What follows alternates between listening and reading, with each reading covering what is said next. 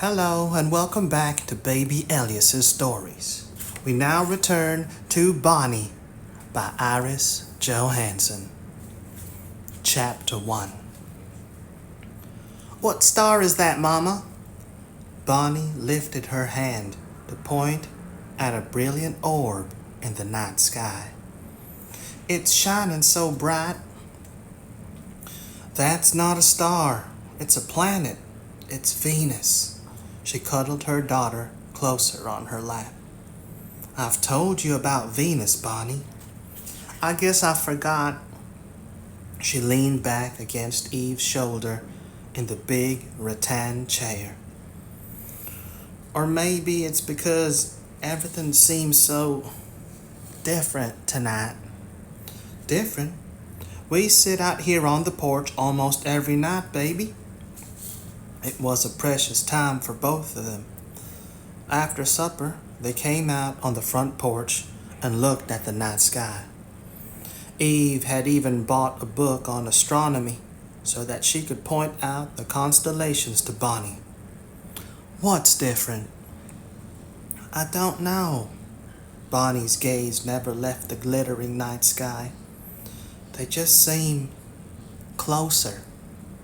As if I could reach out and touch them. As if they want me to come and touch them. Eve chuckled and gave her a hug. Maybe that's what you should do when you grow up. Would you like to be an astronaut and go from planet to planet? Bonnie giggled. That might be fun, like Star Trek.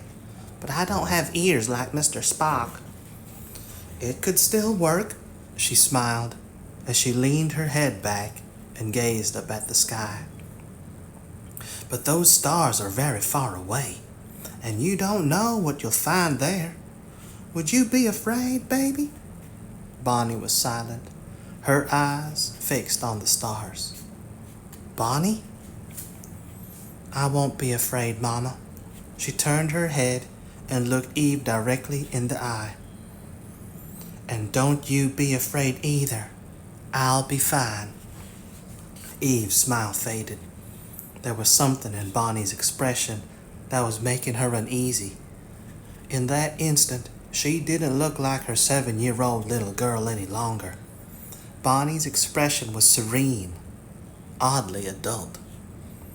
Nonsense. It had to be imagination. I won't.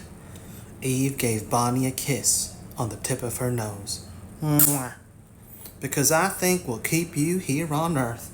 No skipping from planet to planet. Your grandma and I would miss you too much. She tugged at Bonnie's ear. And you're right. Your ears don't look at all like Spock's. She hugged her again. And now it's time for your bath. Didn't you tell me that your school picnic is tomorrow? Run into Grandma and have her start your bath, and you decide what to wear. Just one more minute. Bonnie put her head back on Eve's shoulder.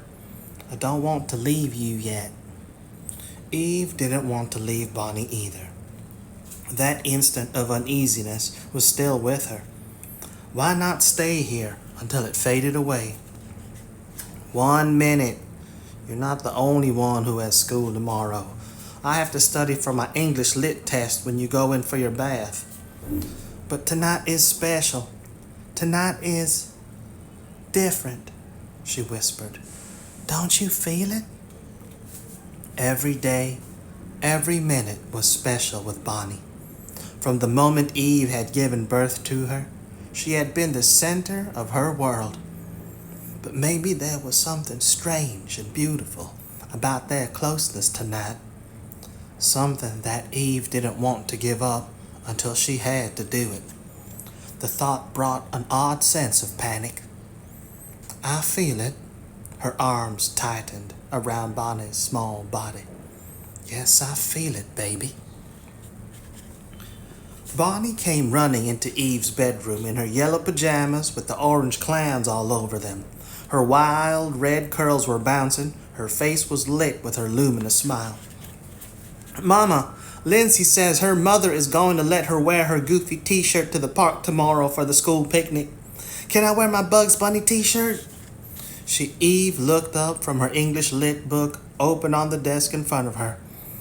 It's not can, it's may, baby. And you may wear Bugs tomorrow. She smiled.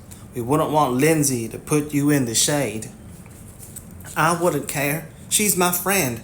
You said we always had to want the best for our friends. Yes, we do. Now run along to bed. Bonnie didn't move. I know you're studying for your test, but could you read me a story? She added coaxingly. I thought maybe a very, very short one. Your grandmother loves to read you stories, baby? Bonnie came closer and whispered.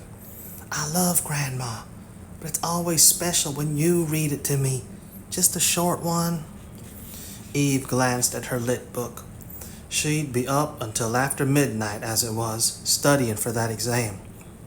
She looked at Bonnie's pleading face. Oh, to hell with it. Bonnie was the reason Eve was working for her degree anyway. She was the reason for every action Eve took in her life. Why cheat either one of them? Run and choose a storybook. She pushed her textbook aside and stood up. And it doesn't have to be a short one. Bonnie's expression could have lit up Times Square. No, I promise. She ran out of the room. She was back in seconds with a Dr. Seuss book. This will be quick. I like the rhymes. Eve sat down in the blue padded rocking chair that she'd used since Bonnie was a newborn. Climb up. I like Dr. Seuss too. I know you do. Bonnie scrambled up in her lap and cuddled close. But since it's such a short book, may I have my song too? I think that's a reasonable request, Eve said solemnly. The two of them had their little traditions, and every night since she was a toddler, Bonnie had loved to share a song with Eve. Eve would sing the first line, and Bonnie would sing the next.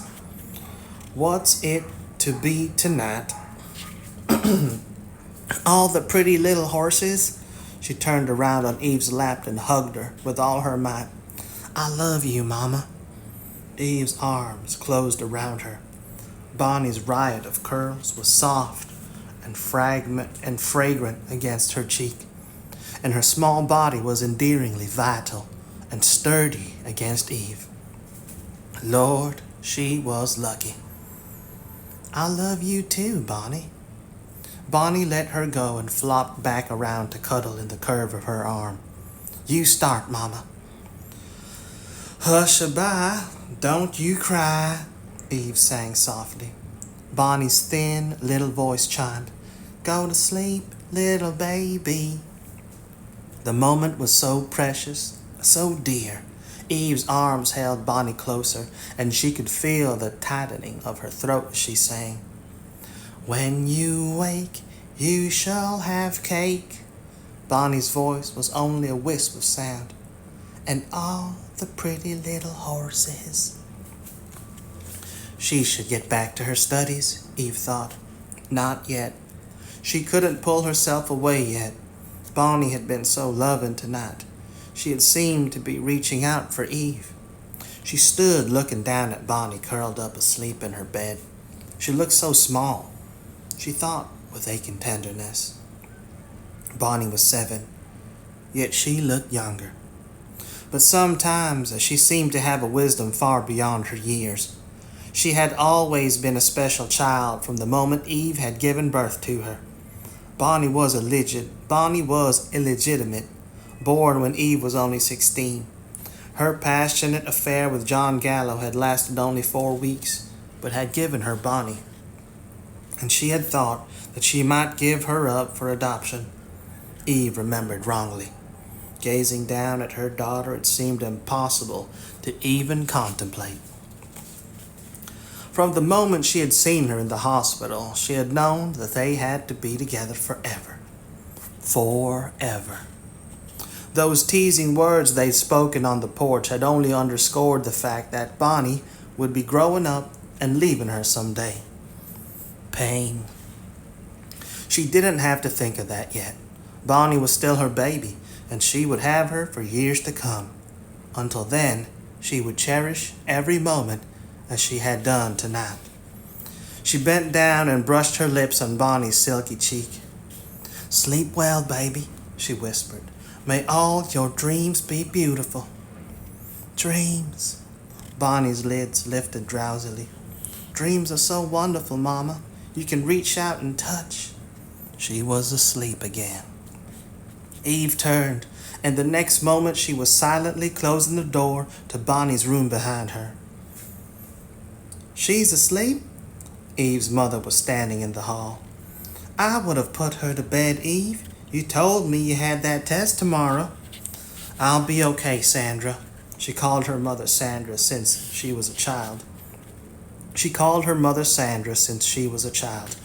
Sandra had been sensitive about appearing older, and so she had never been mother to Eve. Always Sandra. It was just a sign of how much she loved Bonnie that she accepted her calling her grandma. "I needed a break anyway," she smiled, "and I don't get a chance to put her to bed every night." She headed back down the hall toward her room. "I wish I did." "You go to school. You work to support her. You can't do everything." "I know." She stopped at the doorway and looked back at her mother. "But I was just thinking how lucky I am to have her." "How lucky we are," Sandra said. Eve nodded. "I know how much you love her."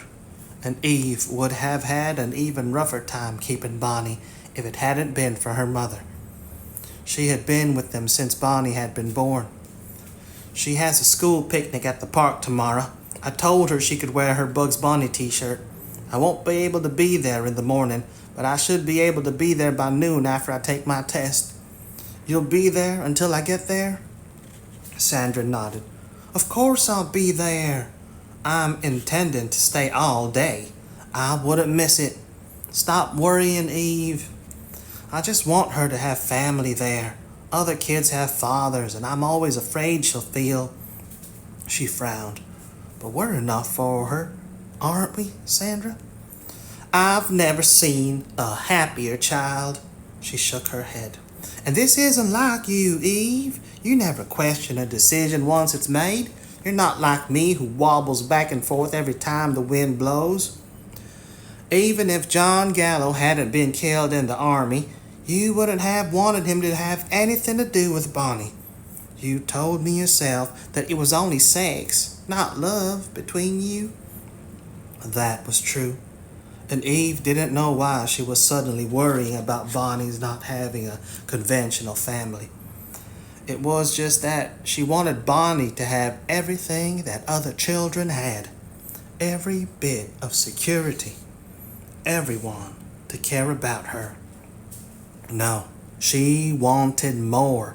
She wanted her to be surrounded by a golden wall of love all the days of her life. And she was, Eve thought impatiently. No one could love Bonnie more than she did, more than Sandra did. She was being an idiot to start worrying about something that probably didn't bother Bonnie at all. She had never once asked about her father. She seemed perfectly happy with Eve and Sandra. "Go study," Sandra said. "Stop worrying about tomorrow. Bonnie is going to have a wonderful time." She turned away. "I'm going to bed. Good night." "Good night." Eve sat back down at her desk. "Don't think about Bonnie. Think about English Lit.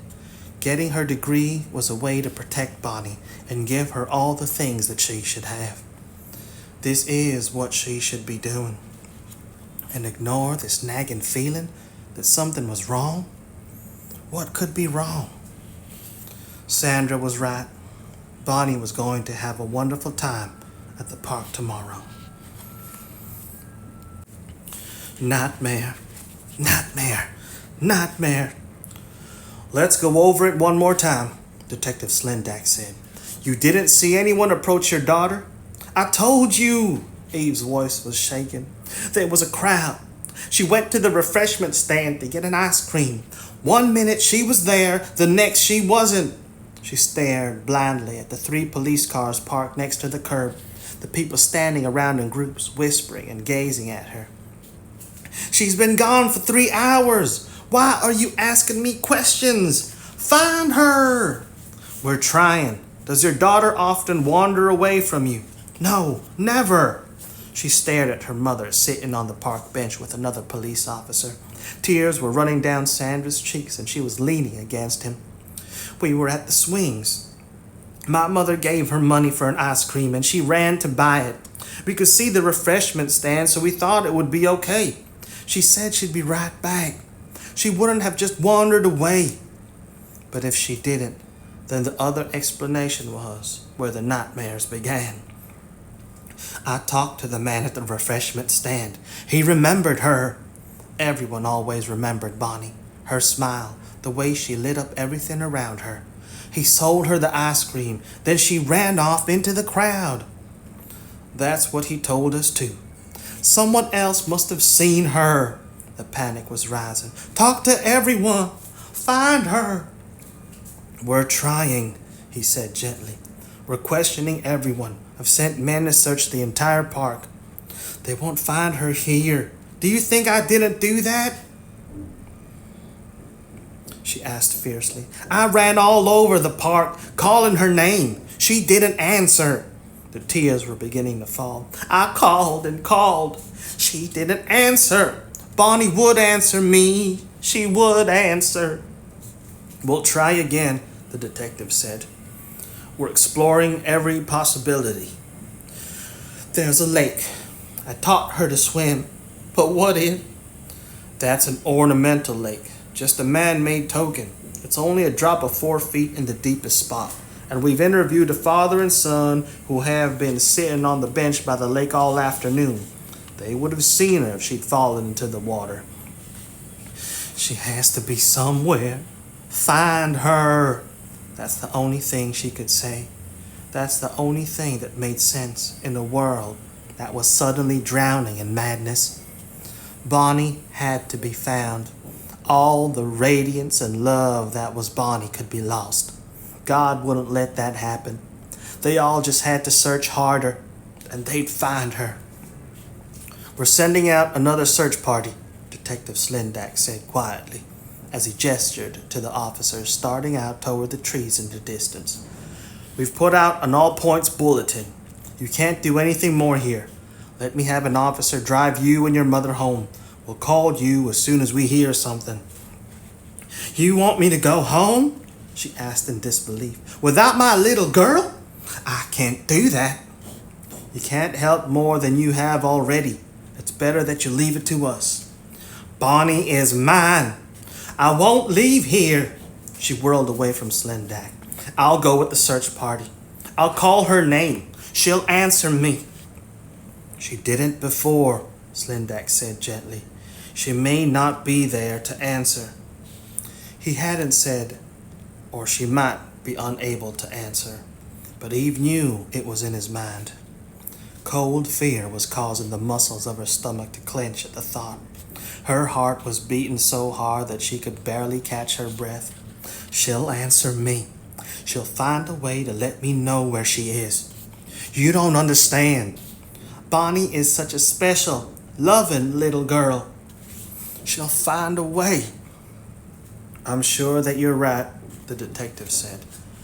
You're not sure of anything, she said fiercely. But I am. She started at a run after the search team of officers heading for the trees. This is all a mistake.